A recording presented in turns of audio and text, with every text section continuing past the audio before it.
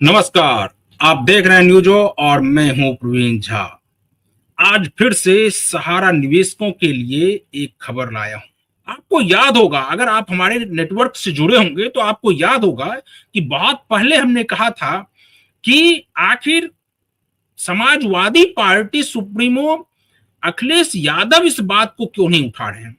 UP से तो करोड़ों की संख्या में निवेशक हैं, तो फिर उनकी आवाज अखिलेश यादव क्यों नहीं उठा रहे हैं। क्या अखिलेश यादव के जो पिताजी थे उनसे, चूंकि सहारा श्री का जो सुब्रत राय सहारा है, उनके बिल्कुल घनिष्ठ संबंध थे। अब दोनों नहीं है, ना तो सुब्रत राय सहारा है और ना मुलायम सिंह यादव है।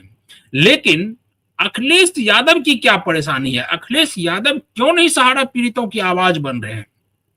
अगर करोड़ों की संख्या में निवेशक हैं और आगे आने वाले समय में 2027 में विधानसभा का चुनाव भी है, ऐसे में वो क्यों नहीं सहारा निवेशकों के मुद्दे को उठा रहे हैं?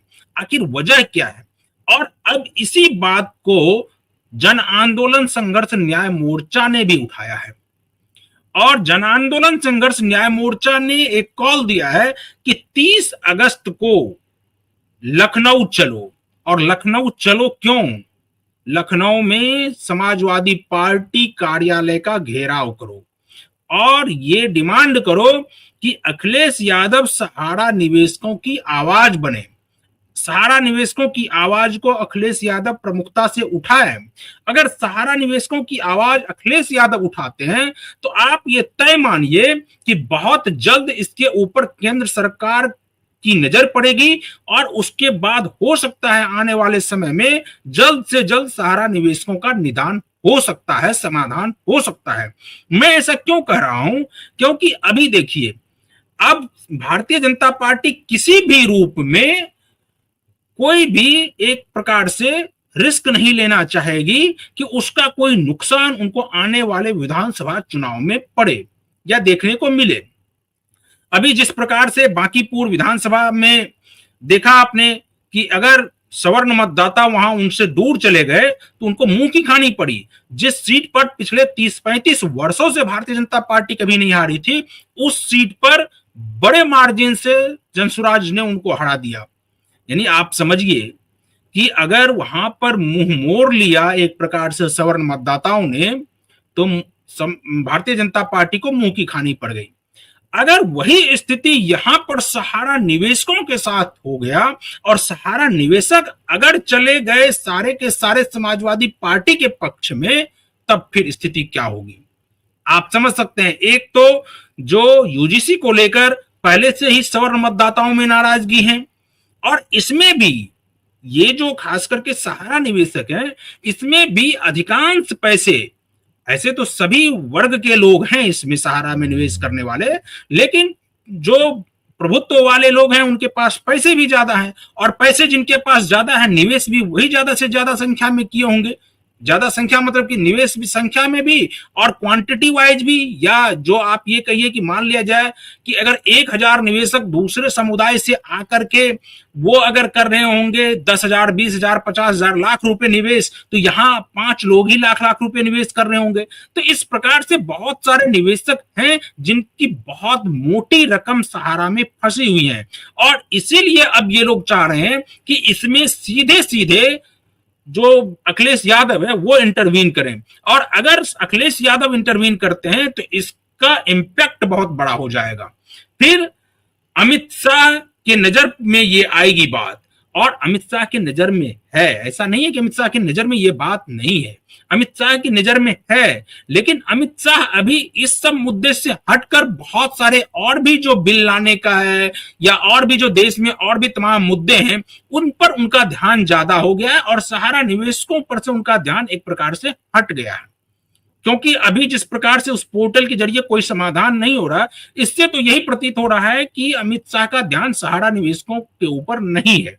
मुझे कहने में कोई गुरेज नहीं है कि अमित शाह अगर चाहेंगे तो सहारा निवेशकों का समाधान तुरंत हो सकता है। और अमित शाह कब चाहेंगे? जब अमित शाह के ऊपर, यानी उनके जो विरोधी दल के नेता हैं, यानी उनके विपक्ष में जितने भी नेता हैं, वो अगर सहारा पीड़ितों की आवाज बनेंगे तो फिर ये सीधे सीधे अमित शाह तक पहुंचेगा और फिर अमित शाह इसमें इंटरवीन करेंगे और जल्द से जल्द समाधान हो जाएगा। हम आपको दिखाते हैं वो पोस्टर की आखिर वो कौन सा पोस्टर है, क्या है उसमें जो वायरल हो रहा है, कि उस पोस्टर में क्या लिखा है वो भी हम आपको अभी पढ़कर सुनाते हैं। ये देखिए, आपकी जन आंदोलन संघर्ष न्याय मोर्चा की तरफ से ये पोस्टर जारी किया गया है कि सहारा पीड़ितों को न्याय दिलाने के लिए समाजवादी पार्टी कार्यालय का महाघेराव।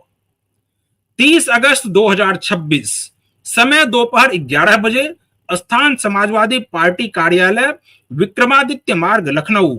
सहारा में फंसे करोड़ों निवेशकों को भुगतान दिलाओ, न्याय के लिए जन आंदोलन, चलो लखनऊ। संयोजक, इनके आयोजक जो है वो जन आंदोलन संघर्ष न्याय मोर्चा है। और इसके जो अध्यक्ष हैं वो कौन है? अभयदेव शुक्ला। और अभयदेव शुक्ला के ही सोशल मीडिया हैंडल से इसको आगे भेजा जा रहा है। और अगर ये आपने देखा कि 5, 6, 7 को जो है वो बहुत बड़ी संख्या में तो नहीं, लेकिन सैकड़ों की संख्या में जंतर मंतर पर लोग पहुंचे थे। और अगर ये अब समझिए कि अगर लखनऊ में, जहां पर कि सहारा का एक बहुत बड़ा सहारा सिटी भी है, और उस लखनऊ में अगर समाजवादी पार्टी कार्यालय का घेराव करने का कॉल दिया गया है, तो कहा यह जा रहा है कि इसमें हजारों की संख्या में निवेशक पहुंचेंगे। और इसलिए भी पहुंचेंगे क्योंकि हजारों की संख्या में निवेशक तो इसमें लखनऊ के ही होंगे। और अगर लखनऊ के ही हजारों की संख्या में निवेशक हैं, तो फिर वो तो सीधे तौर पर वहां पहुंच सकते हैं, उनके लिए कहीं जाने की जरूरत नहीं होगी।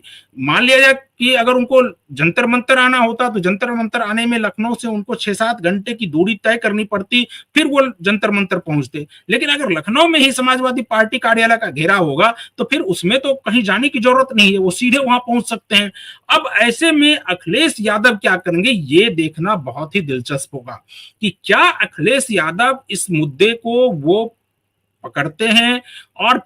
और ये निश्चित मानिए कि अगर उनके पार्टी कार्यालय का घेराव होगा तो निश्चित रूप से अखिलेश यादव को लगेगा कि ये बहुत बड़ा मुद्दा है। और इस बार अभी तक के पूरे सहारा के लिए जितने भी लोग आंदोलन कर रहे हैं, मैं ये दावे के साथ कह सकता हूं कि अभी तक का ये सबसे बड़ा फैसला है सहारा निवेशकों की तरफ से और जो आंदोलन कर रहे हैं उनकी तरफ से। चाहे वो जो भी संस्थान हो, संस्थान से मेरा कोई मतलब नहीं है, संस्थान से मेरा कोई लेना देना नहीं है।